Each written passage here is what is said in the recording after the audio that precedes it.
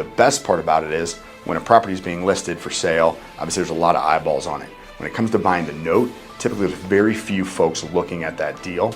And in many instances, especially in states that have a long foreclosure process, or if there's reasons why the bank doesn't want to foreclose, they don't want to get to the asset, they're concerned about that asset type, office, for example, right now.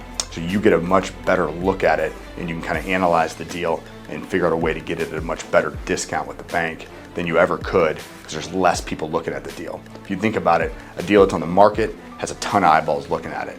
Off-market commercial deal has a smaller amount of eyeballs. A note deal has the absolute smallest because the bank can't even market it as a real estate asset. They have to market it as a note deal. There's very few folks that understand the specifics on how to do that. You start talking about deals that are over about 15 or 20 million, you get a lot of private equity groups, a lot of hedge funds. But really, if you look at deals that are sub 10 million, there's not that many folks that know how to do those deals, and there's a lot of small banks that aren't really accustomed to doing it, and you can really kind of work relationships and get in and analyze those deals. If the deal doesn't work for the bank to sell it on the note side, I mean, that happens all the time, and they end up truly going to foreclosure, well, now you know every piece of that deal so that you are the most educated buyer at a foreclosure, and there's a very, very good chance that you can bid a higher amount than anyone else would.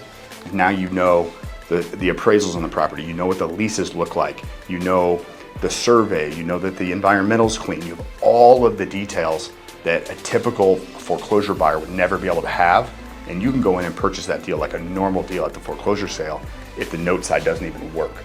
So it opens you up to so many additional avenues to buy discounted properties, buy discounted deals, have additional exits before you even get to the real estate that are very, very profitable, that can just change the game on getting to commercial deals. And for folks that aren't super familiar with getting into commercial, kind of like what we were in the beginning, the best way to evaluate and limit the risk is obviously buying the property at the biggest level of discount. And this is the absolute best way to get that big, big, big discount on the front end.